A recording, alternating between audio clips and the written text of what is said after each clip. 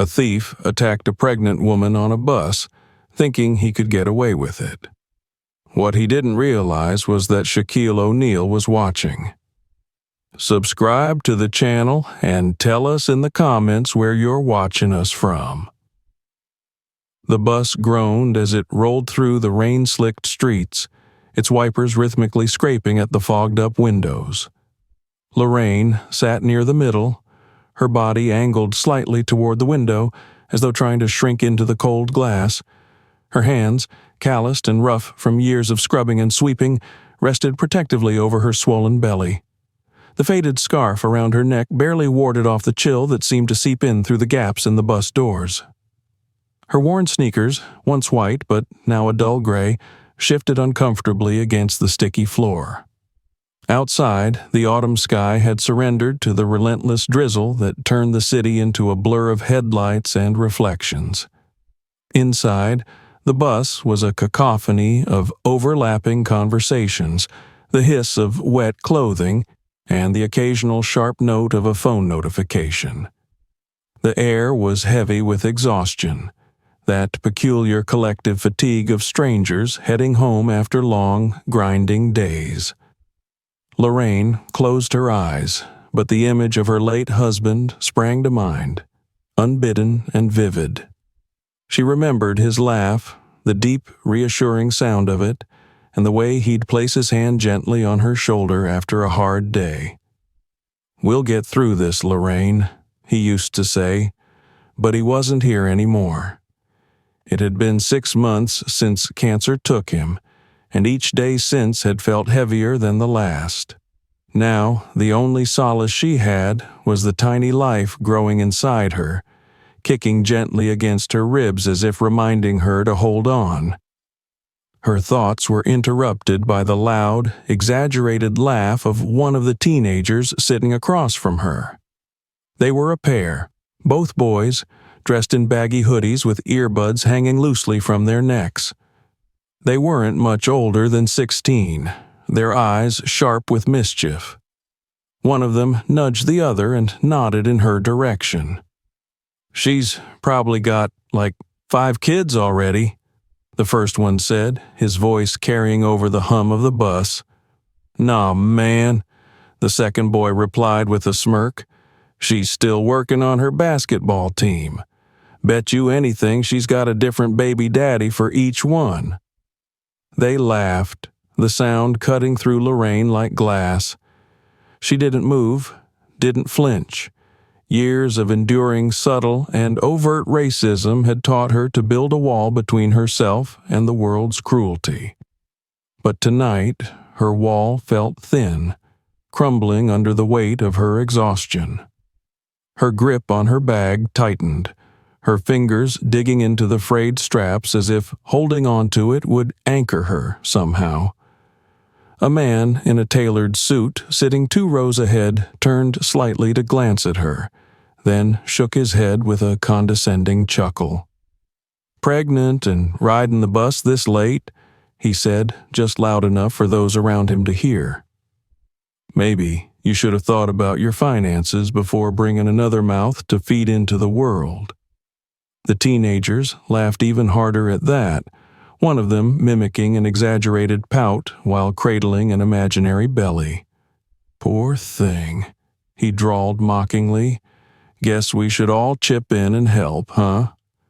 Lorraine's vision blurred, not from tears, she refused to give them that satisfaction, but from the effort it took to suppress the anger and shame bubbling inside her. Her jaw clenched, and she turned her gaze out the window, watching the rain streak downward in erratic lines. She thought about all the things she wanted to say, the sharp retorts and cutting truths, but she swallowed them all. What was the point? She knew how this would go. If she defended herself, they'd only laugh harder, their cruelty feeding on her reaction. No one else on the bus said a word.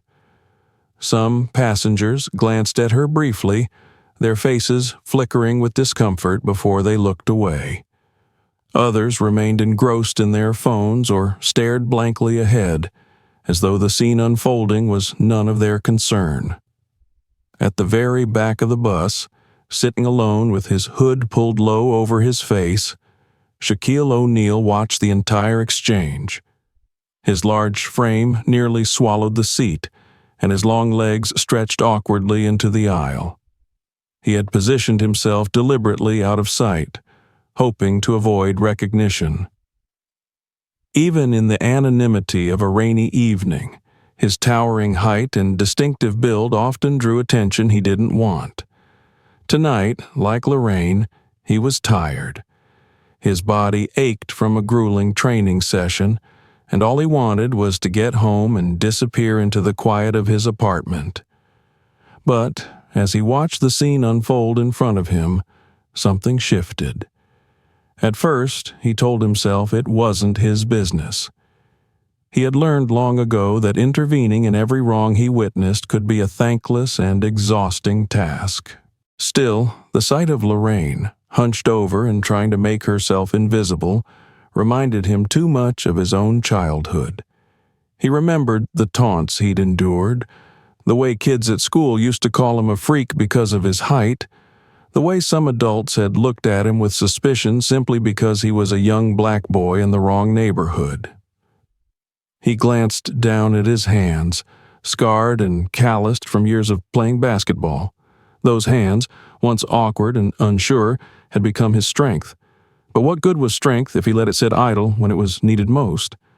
The bus jolted to a stop, and the laughter up front died down momentarily as new passengers boarded.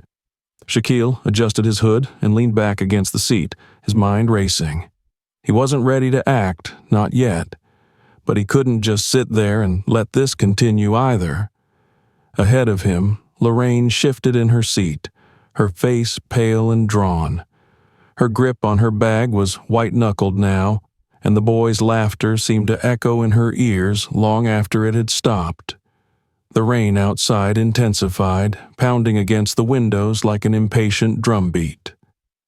Lorraine closed her eyes again, breathing deeply, trying to steady herself. She didn't know how she was going to make it through the night. All she knew was that she had to. At the back of the bus, Shaquille watched her, his jaw tightening. He didn't know her name or her story, but he knew one thing for certain: she didn't deserve this. The bus screeched to a halt at the next stop, the sound of the brakes slicing through the damp, oppressive air inside. The doors hissed open, and a gust of cold autumn wind swept through the cabin, carrying with it the sharp tang of wet pavement and decay. A few passengers stepped off, umbrellas unfurling as they disappeared into the rainy night, while others boarded, shaking water from their coats and scarves as they found seats or grabbed onto the overhead rails. Among the new passengers was a man who seemed out of place even in the muted chaos of the crowded bus. His presence set off an unspoken tension that rippled through the cabin. He was young, perhaps in his late 20s, with a wiry build and darting eyes that refused to settle on any one thing for too long. His jacket was tattered, the zipper broken and hanging askew, and his hands were shoved deep into the pockets as though guarding some secret. His face was gaunt, with hollow cheeks and a sheen of sweat that glistened unnaturally under the dim fluorescent lights. Lorraine didn't notice him at first. She was too preoccupied with trying to regain her composure, her breath shallow and uneven as she stared out at the blurred cityscape. Her grip on her bag had loosened slightly, though it still rested securely on her lap, her fingers absently tracing the worn edges of its fabric. But the man noticed her. His eyes lingered on her for a moment too long, narrowing slightly as he assessed her. Shaquille noticed him too. From his vantage point at the back of the bus, he had an unobstructed view of the man's restless movements. Shaquille's years of navigating public spaces had honed his instincts for trouble, and this man radiated it. He wasn't just another weary commuter. He moved with a purpose that didn't fit the mundane rhythm of the bus. Shaquille leaned forward slightly, his massive hands gripping the edge of the seat in front of him as he watched the man weave through the crowded aisle. The bus lurched forward again, the sudden motion causing Lorraine to shift awkwardly in her seat. Her bag slid slightly to the side, and she adjusted it without thinking, the movement catching the man's attention. His eyes zeroed in on the bag, and for a split second, his expression hardened with resolve. He made his move quickly, too quickly for anyone to react in time. In one fluid motion, he reached out and yanked the bag from Lorraine's lap with such force that she barely had time to let out a startled gasp. The strap caught briefly on her wrist, but he jerked it free, the sudden violence of the act sending Lorraine sprawling sideways into the seat beside her. The sound of the scuffle snapped the bus into a stunned silence. Lorraine's gasp was followed by a sharp cry as she scrambled to regain her balance, her hands instinctively reaching out toward the man. "No, please stop. That's all I have," she pleaded, her voice breaking with desperation. The man didn't stop. He turned towards the doors, clearly intending to make a run for it at the next stop. But as he moved, his shoulder clipped the edge of a pole, throwing him off balance for just a moment. Lorraine, driven by sheer instinct and panic, lunged forward and grabbed at his sleeve. "Give it back!" she cried, her fingers clutching at the damp fabric. The man snarled, his free hand shooting out to shove her away. The force of the shove sent Lorraine tumbling backward, her body colliding with the edge of the seat. She cried out in pain, her hands instinctively flying to her belly as she curled into herself, her entire world narrowing to the frantic hope that her baby was unharmed. The scene unfolded in a matter of seconds, but to Lorraine, it felt like an eternity. Her mind raced with 1,000 thoughts at once. Her keys, her ID, the small wad of cash she had painstakingly saved for groceries and the bus fare home. All of it was in that bag. Without it, she had nothing. The man didn't look back. He kept moving toward the doors, his movements hurried but calculated. The other passengers, frozen in shock, began to stir. A woman gasped audibly, clutching at her chest while a man muttered, "Somebody should do something." But no one moved. A teenager near the front pulled out their phone, tilting it to capture the scene on video, but their hands trembled and they didn't intervene. Shaquille didn't hesitate. As soon as the man had shoved Lorraine, something in him snapped. He rose from his seat with a purpose that was as massive as his frame, his shoulders brushing against the overhead rail as he stood to his full height.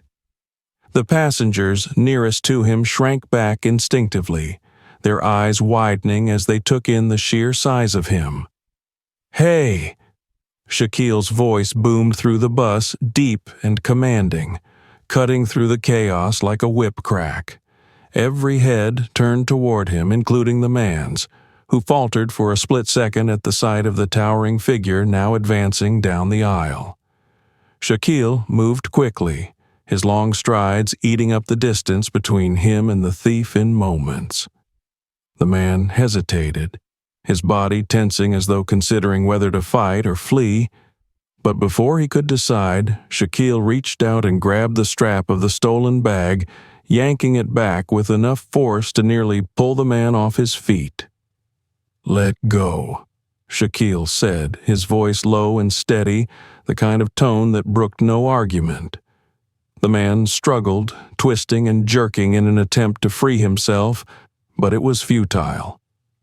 Shaquille's grip was unyielding, his strength far beyond anything the man could match.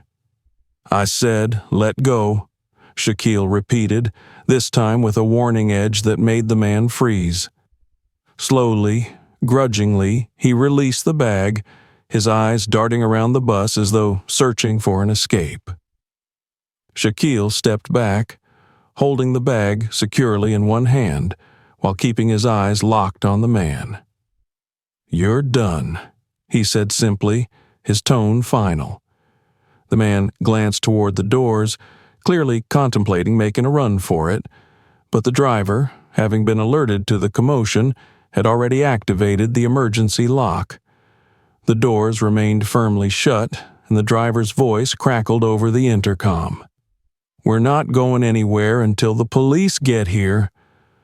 A murmur rippled through the bus as the other passengers began to process what had just happened. Some stared at Shaquille in awe, their expressions a mixture of relief and disbelief.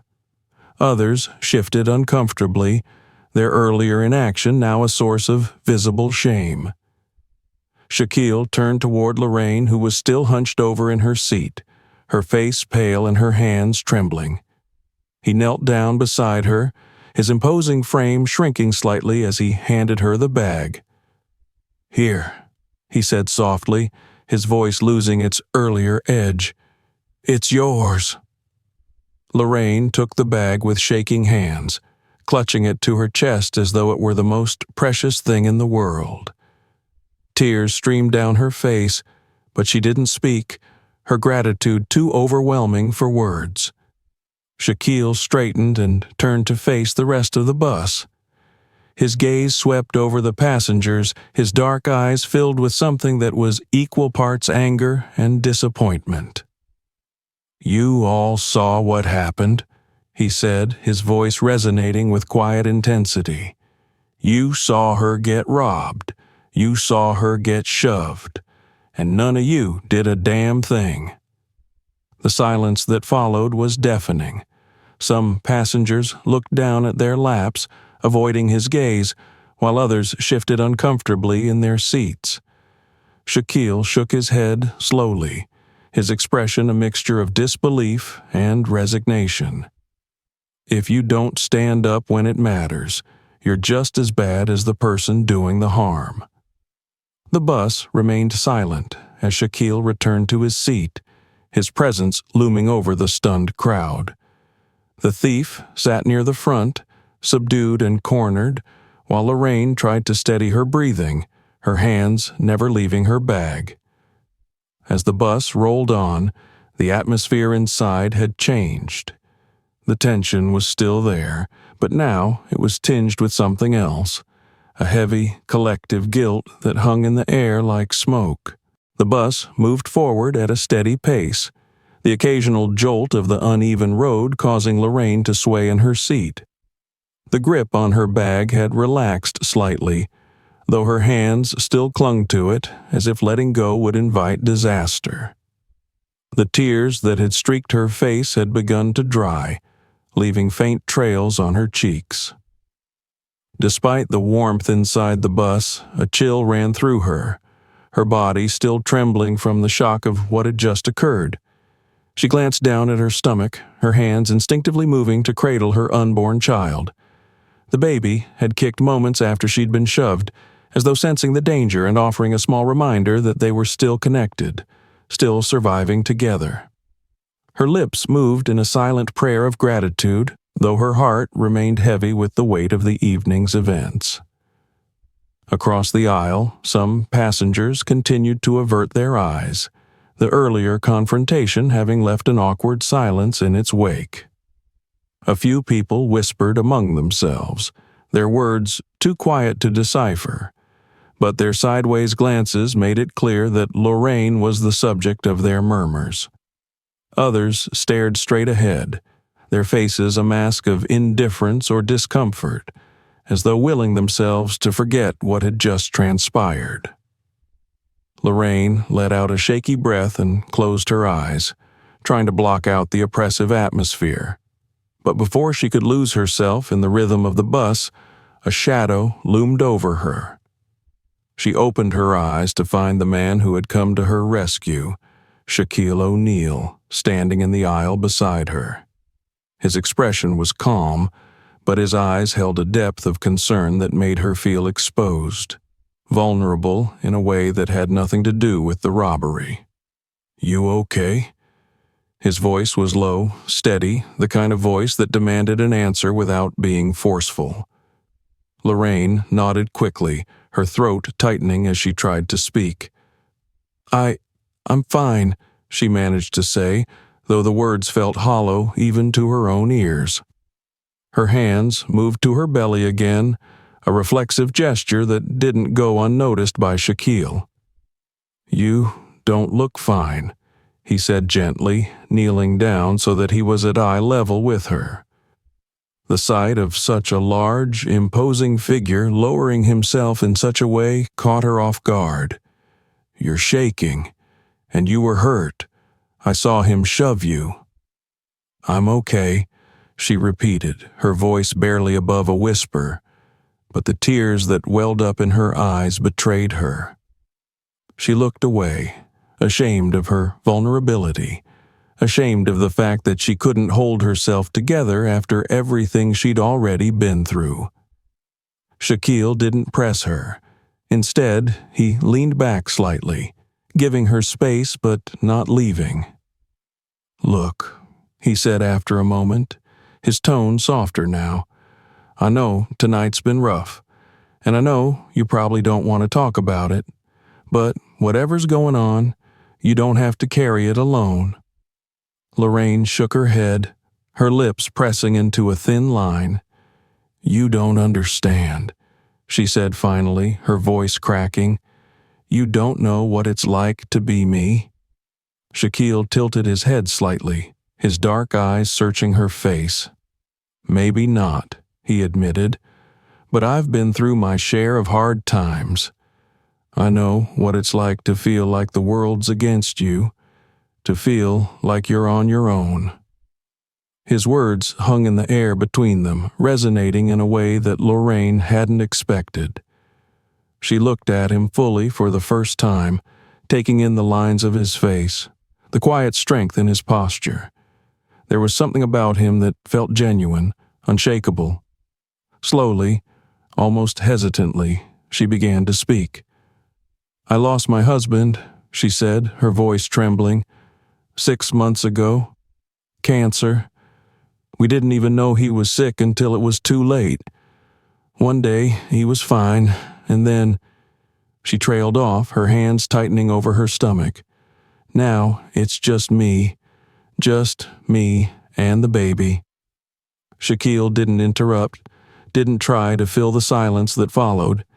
He simply nodded, his expression one of quiet understanding. "I'm working 3 jobs," Lorraine continued, her voice gaining strength as she spoke.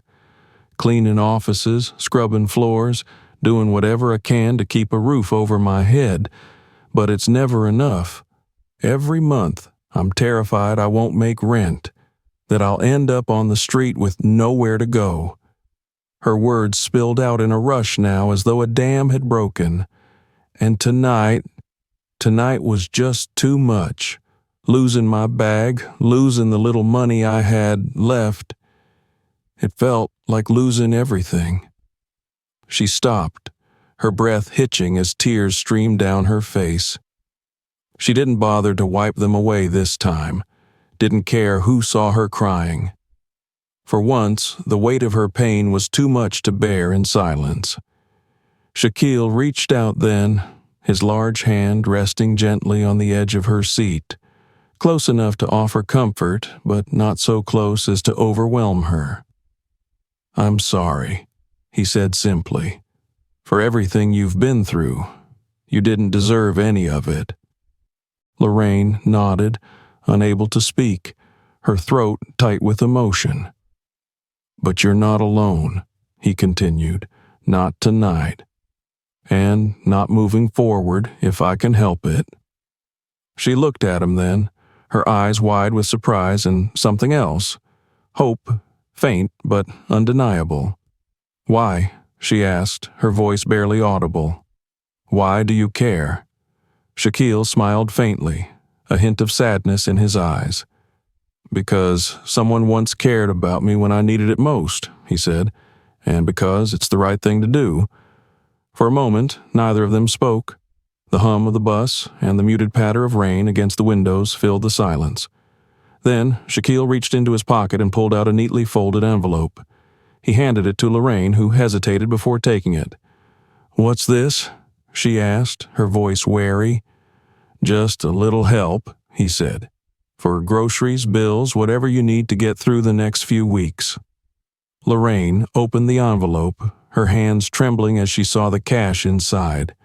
It wasn't just a little help. It was enough to cover her rent and then some. She looked up at Shaquille, her mouth opening and closing as she tried to find the words to express her gratitude. "I can't take this," she said finally, shaking her head. "It's too much." "It's not," Shaquille said firmly. "And it's not charity either. It's a reminder that you're stronger than you think. But even the strongest people need a little help sometimes." Lorraine's tears flowed freely now, but they weren't tears of despair. They were tears of relief, of gratitude, of something she hadn't felt in a long time. Hope. For the first time in months, the weight on her chest felt a little lighter. "Thank you," she whispered, her voice breaking. "Thank you so much." Shaquille nodded, his expression softening. "You're going to be okay," he said. "You and your baby. I believe in you." As the bus rolled on, the atmosphere inside began to shift.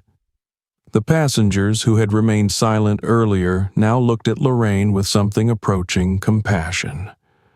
A woman across the aisle leaned forward, offering her a tissue. An older man near the front nodded to her, his face etched with quiet regret.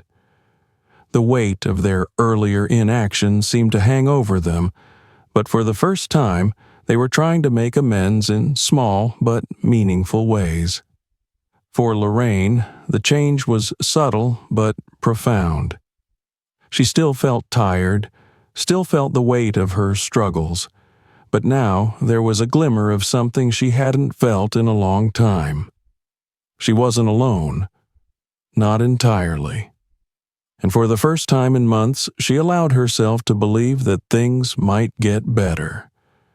The bus continued its journey through the rain-drenched city, its tires splashing through puddles that reflected the muted glow of streetlights. Inside, the air was heavy with an awkward silence, broken only by the occasional murmur or the distant sound of a phone notification. The earlier commotion had left its mark, a lingering tension that seemed to settle over the passengers like a thick fog. Lorraine sat quietly in her seat, her bag clutched tightly to her chest. Her tears had dried, but the raw emotions of the evening still clung to her like a second skin. The weight of Shaquille's words lingered in her mind, each one resonating with a truth she hadn't dared to acknowledge before. She wasn't alone, not entirely. And for the first time in a long while, she allowed herself to believe that maybe, just maybe, things could change. Across the aisle, the other passengers began to stir, their earlier discomfort giving way to something more tangible. A woman in her 40s, dressed in a tailored coat and carrying a sleek leather purse, leaned forward and offered Lorraine a soft smile. "Are you okay, dear?" she asked, her voice gentle but filled with genuine concern. Lorraine hesitated, her grip on her bag tightening slightly. She wasn't used to strangers showing her kindness, not after so many months of being ignored or judged, but the woman's expression held no trace of pity, only understanding. Slowly, Lorraine nodded. "I'm okay," she said, her voice barely above a whisper. The woman nodded back, her smile widening slightly. "If you need anything, just let me know," she said, her tone warm. She sat back in her seat, her gaze lingering on Lorraine for a moment before turning to look out the window. Dot. The small gesture, though simple, sent a ripple through the bus. Others began to follow suit, their earlier indifference melting away in the face of Lorraine's quiet resilience. An older man near the front of the bus, his hands gnarled with age, shifted in his seat and cleared his throat. "Miss," he said, his voice rough but kind, If you need a seat that's more comfortable, you can have mine. I'll stand." Lorraine blinked, surprised by the offer. She glanced at Shaquille, who was still standing near the aisle, his gaze steady and encouraging. "Thank you," she said softly, though she didn't move from her seat. It wasn't about the gesture itself. It was about what it represented. For the first time in months, she felt seen. As the bus rolled on, the atmosphere began to shift further. Passengers who had earlier turned their backs now engaged in quiet, supportive conversations.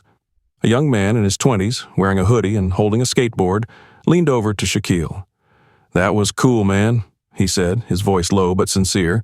"What you did back there, not many people would have stepped up like that." Shaquille nodded, his expression calm. "It's not about being cool," he said. "It's about doing the right thing. We all have a responsibility to look out for each other." The young man nodded thoughtfully, his gaze drifting to Lorraine. "Yeah," he said, his voice softer now. "I get that." Lorraine watched the exchange, her heart swelling with a mix of gratitude and disbelief. She hadn't expected any of this. Not the kindness, not the support, not the quiet solidarity that seemed to bloom in the aftermath of Shaquille's intervention. For so long, she had felt invisible, a mere shadow moving through a world that didn't care whether she sank or swam. But tonight, for the first time, she felt the faint stirrings of something she thought she'd lost. Hope. As the bus approached its next stop, Shaquille glanced at Lorraine. "This is me," he said, his voice low but firm. He reached into his pocket and pulled out a card, handing it to her. "That's my number. If you ever need anything at all, don't hesitate to call. And if you're okay with it, I'd like to connect you with some people who can help. Housing, childcare, whatever you need." Lorraine took the card with trembling hands, her eyes brimming with unshed tears. "Thank you," she said, her voice breaking. "I don't even know how to thank you." "You don't have to," Shaquille replied, his tone gentle. "Just promise me one thing." Lorraine nodded, her gaze locked on his. "Anything?" "Promise me you'll keep going," he said. "For yourself and for your baby. You're stronger than you think, Lorraine. Don't ever forget that." The sound of the bus doors hissing open punctuated his words, and Shaquille straightened, his towering frame seeming even larger as he prepared to step off the bus. He glanced around at the other passengers, his gaze lingering for a moment on each face. "And the rest of you," he said, his voice carrying easily through the cabin, "remember this. It's not enough to sit back and watch. If you see someone in need, step up. Be better." The bus fell silent again, but this time the silence wasn't uncomfortable. It was thoughtful, heavy with the weight of his words. As Shaquille stepped off the bus and disappeared into the rainy night, his figure fading into the mist, the passengers were left to ponder the impact of his actions. Lorraine watched him go, her heart full of emotions she couldn't quite name. Gratitude, certainly, but also something deeper, something that felt like strength. She glanced down at the card in her hand, her fingers tracing the printed letters as if memorizing them. She didn't know what the future held, but for the first time in months, she felt like she had a chance to face it with her head held high. The bus continued its journey, the rain outside softening to a gentle patter. The passengers, once silent and withdrawn, began to engage with one another in quiet conversations. An older woman offered Lorraine a seat by the window, while a young man helped her adjust her bag so it wouldn't slip again. The atmosphere, though still tinged with the residue of earlier tension, had shifted into something warmer, more human. Lorraine leaned back in her seat, her hands resting lightly on her belly. She felt the faintest flutter of movement, a reminder of the life growing inside her. She closed her eyes, letting the hum of the bus and the soft murmurs of conversation wash over her. For the first time in what felt like forever, she allowed herself to hope, not just for herself, but for her child, for the future they would build together.